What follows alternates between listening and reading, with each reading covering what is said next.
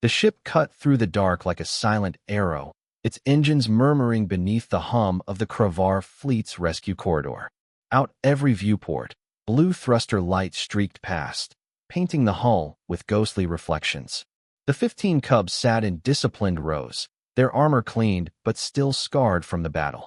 Between them, Ria Valen rested against the bulkhead, eyes half closed yet alert to every sound. She'd expected exhaustion to swallow her whole once the fighting ended. Instead, there was only awareness, the kind soldiers carried long after the noise stopped. Her thoughts drifted to the one they'd lost, to the choices she'd made, to the thin line between command and guilt. Every commander learned to live with ghosts. She just hoped she'd taught her students how to live beside theirs. Hero shifted across from her. His hands rested on his knees, claws interlaced in what passed for prayer among the Kravar. He noticed her watching and straightened. "The fleet approaches, Miss Ria. We will dock soon." She nodded. "Good. Once we land, let the medics take everyone for scans. No exceptions." "We obey," he said. Then, after a pause, the others whisper of home. "They have never seen the Dominion worlds. You'll see them soon enough." She leaned her head back, the hum of the cabin vibrating through her bones. "Just remember, what waits there might not understand what we've done." Hero's mandibles twitched. "Then we will teach them." A faint smile tugged at her mouth. "That's the spirit." The transport lurched slightly as docking clamps engaged. Outside, the command carrier Varen's promise loomed, a vast silhouette studded with silver lights, its wings unfurling like the arms of some ancient leviathan. The moment the hatch opened, the chill of processed air rolled in, sharper and cleaner than the smoke-tinged atmosphere of Venra 7. Waiting on the deck were rows of Dominion officers and medics. At their center stood Admiral Corveth, towering even for a Kravar, his chitin armor polished to a mirror sheen. His gaze fixed immediately on the small human stepping down the ramp with 15 disciplined cubs behind her. He looked from Ria to Thexarn, who had boarded moments before in another shuttle, then back to Ria again. "So, the liaison lives." His voice carried like thunder across metal. "And she brings a legend with her." Ria stopped at the foot of the ramp. "Not a legend, Admiral. Just survivors." "Survivors," Corveth repeated, mandibles flexing. "Yet the reports say your unit held the station's core, restored power, and repelled an entire raider assault. That is more than survival." Ria's reply was simple. "We did our job." Corveth studied her for a long moment. Then his eyes slid to the cubs, who stood motionless, chests high, every line of their posture precise. "And these?" he asked. "My students," Ria said. "Your soldiers," Thexarn corrected quietly. He stepped forward, battered but proud. "She forged them from discipline and will. They saved us all." Corveth gave a low, rumbling sound that might have been respect. "The Dominion will wish to hear every detail. But first, rest. You all have earned it." He gestured toward the medical wing. Ria inclined her head. "Thank you, Admiral." As they were led through the gleaming corridors of the flagship, Ria caught glimpses of Kravar officers staring openly at the sight of cubs marching in perfect human-style formation behind her. Whispered words followed them. Discipline, unity, impossible. Every step turned rumor into proof. The medical wing was bright and sterile. Med drones moved silently between rows of recovery pods. The cubs submitted to scans without complaint. When it was Ria's turn, she sat still as the machine swept light across her battered armor. The medic, a young Kravar female, hesitated before speaking. "You have several fractures and a punctured shoulder. You should be in stasis for repair." "I'll settle for a field wrap and a stimulant," Ria said. The medic blinked. "That is unwise." "Story of my life." The medic looked uncertain, then complied. As she wrapped Ria's shoulder in synth fiber, she whispered, "My offspring will train soon. Perhaps you would teach them too." Ria smiled. "If your commander allows it." The medic bowed her head slightly. "He will." When the scans were complete, Ria rejoined the cubs in the observation bay overlooking the fleet. Below them, Venra 7 hung in orbit, scarred, but still shining with repair lights. Supply ships drifted around it like fireflies rebuilding a fallen star. Hero stood beside her, silent. She could tell by the set of his jaw that he was struggling with something. "Say it," she prompted. He hesitated. "On Venra 7, when we thought we would die, I was not afraid. Not truly. Because you were there." Now that we live, I find myself afraid again. Afraid of what? That what we learn will fade. That we will return home, and they will tell us to forget the human way. Ria leaned on the railing, watching the glow of the repair lights. Then don't forget. Teach it to the next generation before they can erase it. That's how survival becomes legacy. He turned his head toward her. Legacy. It means something that lasts after we're gone. Hiro looked back out at the stars. Then you will have one. The words hit harder than she expected. She swallowed the lump in her throat. Maybe we all will. The door behind them hissed open. Thexarn entered, flanked by Corveth and 2 aides carrying data slates. The Admiral's tone was all business again. Valen, the Dominion Council has requested a direct statement. They will broadcast within the hour. Ria frowned. Now? I haven't even. Corveth raised a claw. You will not be alone. The Cubs will stand with you. They want to see what unity looks like. Ria glanced at them, 15 pairs of molten amber eyes watching her expectantly. All right, she said. Let's show them. The broadcast chamber of the Varen's promise was a cavern of steel and light. Tiered decks rose in sweeping arcs, filled with Dominion officers, scientists, and dignitaries, all watching the center dais where Ria stood beneath the holographic crest of the Dominion Council. To her right stood Kiro and the 15 Cubs in perfect formation. Their black and silver armor reflected the cold light of the chamber. To her left, Thexarn loomed like a monument, his battered armor still scorched from battle.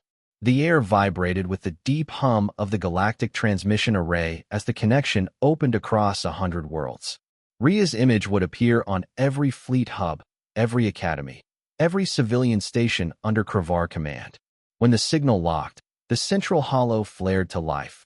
6 towering figures in translucent blue, the Dominion Council. Commander Ria Valen of the Human Coalition, the central figure intoned. You stand before the Dominion Council to report on the events at Outpost Venra 7. Ria inclined her head. Yes, Counselor. Your official report indicates that your team, composed entirely of unblooded Kravar juveniles, repelled a Scarith raid and maintained structural control of the outpost until reinforcements arrived. Is that correct? Yes, she said simply. Explain how this was achieved. She took a breath. By teaching them not to fight like predators. The chamber murmured. Even the hollow-projected counselors seemed to lean forward. Ria continued, voice calm and level. The Kravar instinct is to strike first, to dominate, to overwhelm. But the Scarith used that against them. They expected chaos. I taught the Cubs something different. How to think, how to move together, how to choose stillness over rage. She gestured slightly toward the formation behind her. When the attack came, they didn't panic. They trusted each other. They trusted me. And when I told them to stay close, they did. That's why they're alive. A pause. The counselor's eyes glimmered in the holographic light. Thexarn stepped forward. Counselors, I commanded the Venra garrison. I can confirm every word. Without this human, we would have lost the station and our young. I once doubted her methods. Now I see they have value beyond species. Corvetha's voice joined his. Her command transformed instinct into strategy. I recommend formal recognition and study of her methods across the Dominion academies. A wave of hushed conversation swept the chamber. The central counselor turned his gaze back to Ria. Human, what name would you give your method? Ria hesitated. She'd never thought of it as a method, only survival with structure. I suppose it's about teaching calm command. Trust under fire. The counselor inclined his head. We will record it as the Valen Doctrine. Ria blinked. That's not necessary. It is decided, the counselor interrupted. You have altered how the Dominion perceives cooperation. The doctrine of Valen will be preserved in our military archives and taught in our academies. The hollow faded, leaving silence behind. For a moment, no one moved. Then Thexarn exhaled, mandibles parting in a low growl that might have been laughter. See what happens when a human refuses to die quietly, he said. Ria shook her head. I didn't do this alone. She looked at the Cubs. They did the work. They learned. They led.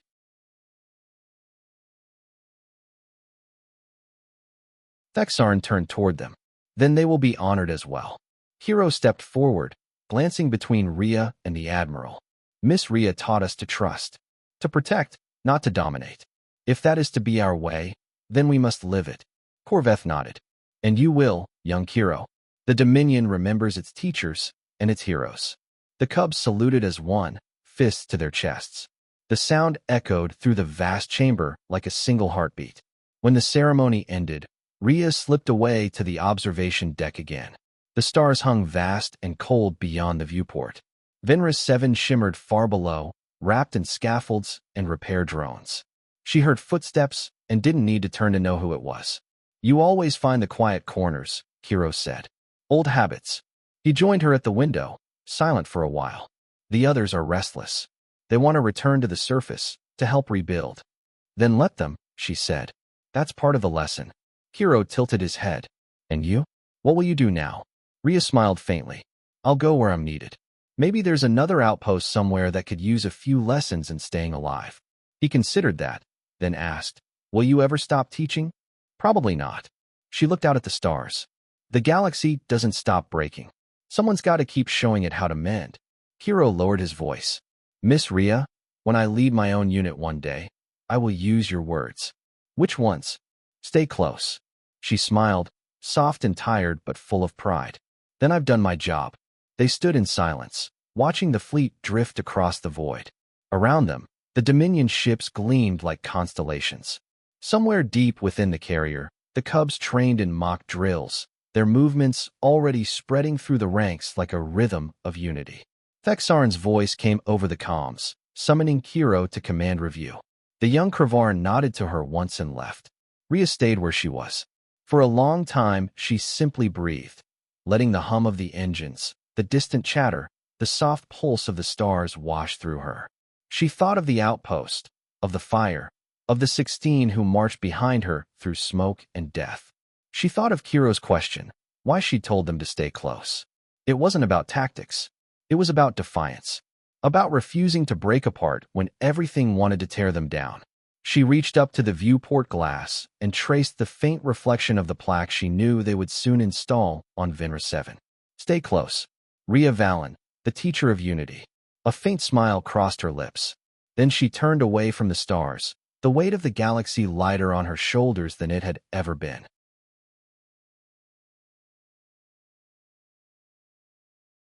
The fleet settled into orbit like a constellation of exhausted titans. Every ship still thrummed with the static of spent energy.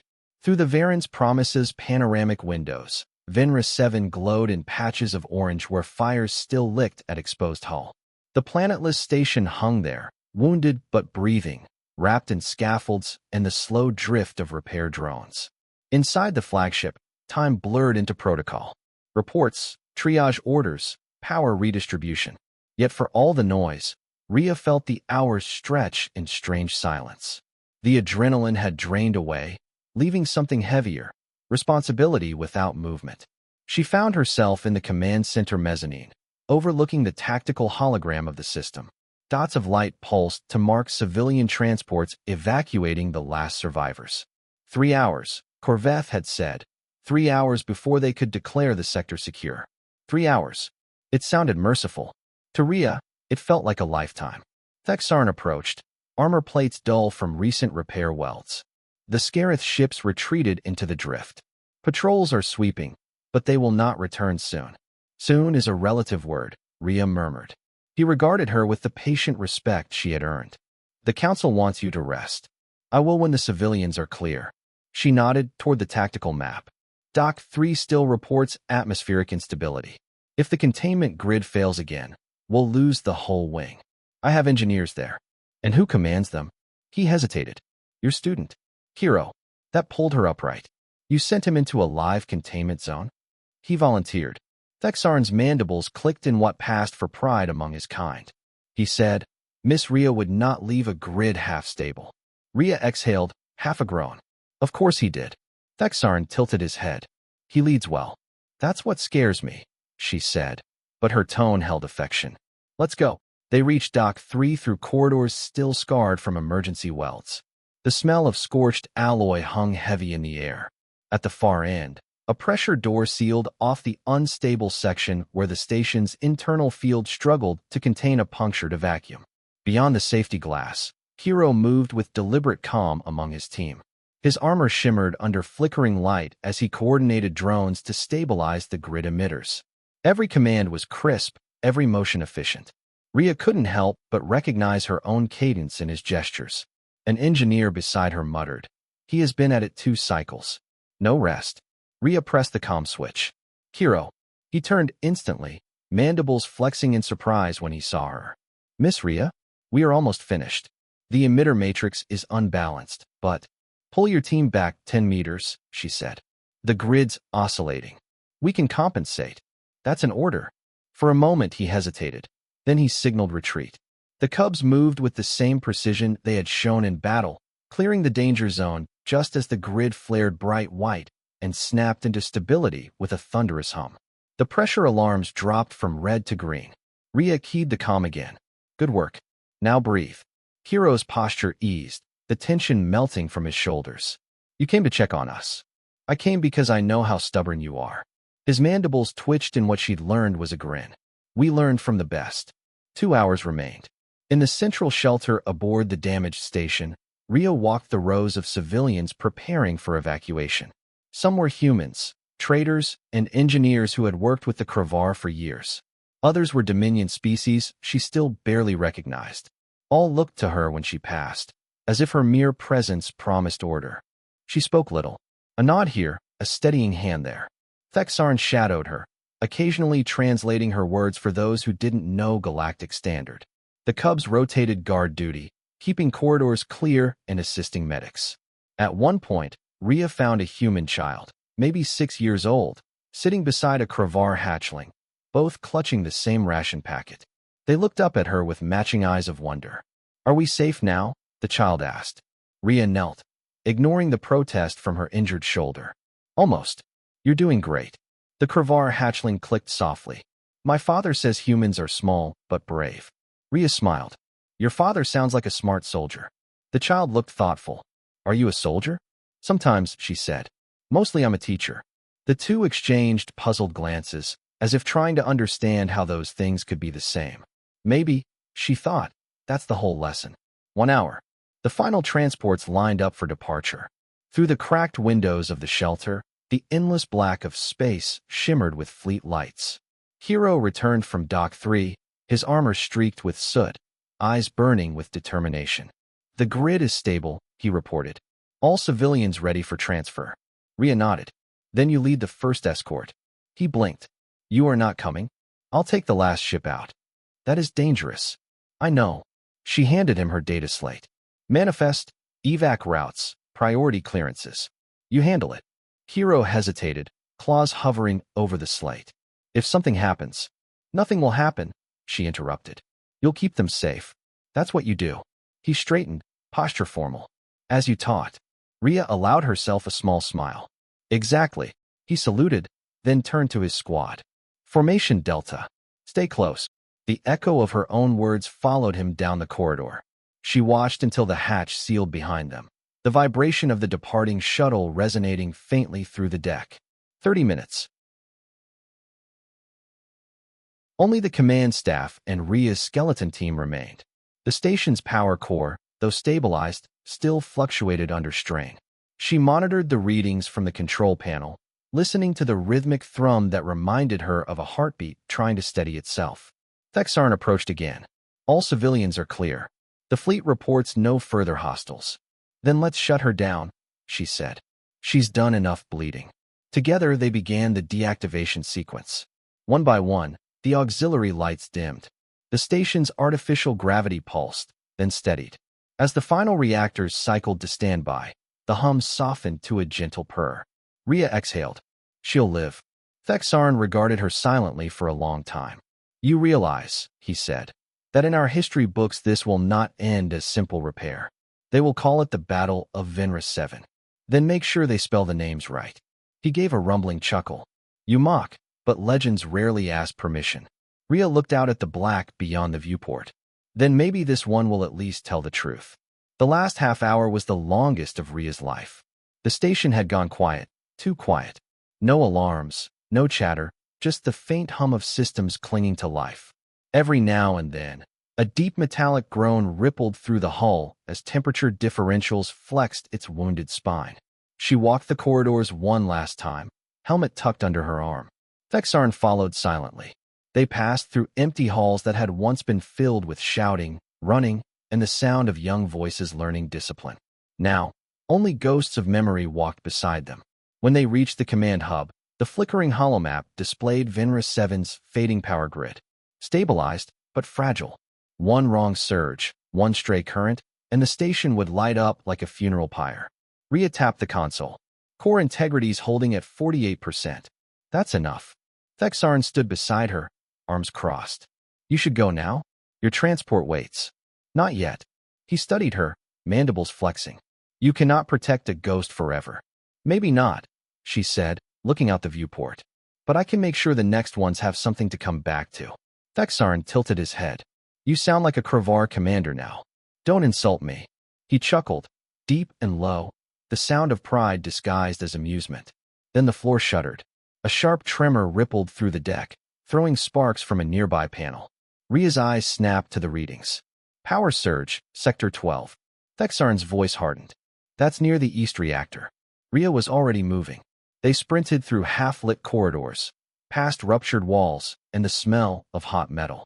The further they went, the more the air felt charged, the ozone tang of overloaded circuitry. When they turned the final corner, they saw it. A burst conduit spraying plasma like liquid lightning, its containment field flickering wildly. Ria barked, manual override, and dove toward the emergency panel. She slammed her palm onto the control pad, but the system refused to engage. It's jammed, she hissed. Backup relays are offline. Thexarn grabbed a fallen support beam, wedging it against the ruptured valve. If we don't contain it, the reactor will breach in minutes. Ria's eyes scanned the chamber. She spotted the manual stabilizer lever halfway across the room, beyond the arc of sparking plasma. Cover me, Ria. Now. Without waiting for permission, she sprinted through the storm. Energy whipped past her, searing her sleeve. The heat was unbearable, the air trembling around her in waves. She slammed her hand down on the lever. The field flickered, steadied, then flared back to life with a thundering snap. The plasma receded, the light dimming back to blue. Ria staggered, coughing, smoke curling from her jacket. Thexarn caught her before she fell. Foolish, he growled. Reckless. She smiled weakly. Effective. He couldn't argue with that. Minutes later, Hiro's voice crackled through the comm. Miss Ria, the fleet reports a flare in your sector. Are you safe? Stable now, she answered, voice hoarse. We handled it. Your vitals. I said stable. There was a pause, then his voice softened. We're coming back for you. Hiro. The channel went dead. Ria looked at Thexarn. You told him to stay out. I did, he said grimly. And he disobeyed. You taught him too well. The next shuttle arrived 20 minutes later, docking hard against the scorched airlock. The ramp hissed open, and 15 figures in scorched armor poured out. The cubs, formation tight, eyes fierce. Hiro led them. Ria stood at the far end of the corridor, hands on her hips, expression caught between anger and disbelief. I told you to leave. And you told us, Hiro said evenly. That leadership is about trust. You trusted us once. Now we return the lesson. Behind him, the others stood in perfect lines, silent and resolute. Ria's breath caught. You're going to get yourselves killed. Hiro shook his head. No, Miss Ria. We came to bring you home. Thexarn folded his arms. They have your stubbornness. She sighed, but her lips curved upward. Yeah, I guess they do. Together, they made the final shutdown sequence. Each cub took a station, guided by Ria's voice. Calm, measured, sure. Every switch flipped in sync, every system disengaged in harmony. The outpost that had nearly become their grave now fell into peaceful silence, its lights dimming to a soft, steady glow. When the last switch turned green, Ria gave the quiet order. Power down. The room plunged into darkness. Only the starlight remained, spilling in through the cracked viewport, cold, eternal, and impossibly distant. For a long time, no one spoke. Then Hiro's voice broke the silence. Miss Ria? Yes. He looked around at the crew, his peers, her students. What do we call this place now? Ria thought about it. A reminder. Of what? That sometimes the smallest voices teach the loudest lessons. They stood there together, human and Kravar, in the quiet heart of a wounded station, bound not by command, but by something stronger. When the fleet finally sent the retrieval signal, the group turned as one. Ria gave the order she had spoken so many times before. Stay close. And they did. Epilogue. The legend of Venra 7. Years passed. Then decades. Then centuries. The story of Venra 7 traveled faster than any ship. It began as a whisper. The tale of a lone human instructor who led 16 Kravar cubs through fire and darkness, who taught them discipline instead of rage, unity instead of fear. Across the Dominion, the legend grew. Cadets in every academy studied her tactics. Veterans quoted her words before battle. On the walls of training halls, her phrase was carved in both Galactic Standard and Kravar glyphs. Stay close. They called it the Valen Doctrine, but to those who truly understood it, it was more than strategy. It was the belief that strength wasn't the roar of command. It was the silence of trust. Hero rose through the ranks, becoming the first Kravar to command a mixed-species fleet. When he addressed his troops, he never shouted. He spoke with the same calm certainty Ria had once used, and those who served under him swore that, when he gave an order, the stars themselves seemed to listen. Thexarn retired with honor, but every year he returned to Venra 7 to walk its rebuilt halls, now a memorial academy for peacekeepers. And in the center atrium, beneath a skylight that opened to the stars, a bronze statue stood, a human woman, one hand extended backward as if leading unseen followers through the dark. Beneath her feet, the inscription read, Ria Valen, the teacher of unity, who taught the strong to listen and the lost to stand together. Students from 100 worlds visited the statue before their first mission. They would place their hands on the baseplate, whisper the same 2 words she'd left them, and promise never to fight alone. Stay close. And in every corner of the galaxy where fear tried to divide, someone would repeat her lesson. Even the smallest voice can quiet the roar of chaos. Even a single human can change the way the stars remember strength. And so the legend endured, not as war, not as victory, but as something rarer. A promise. A memory that unity, once taught, never dies.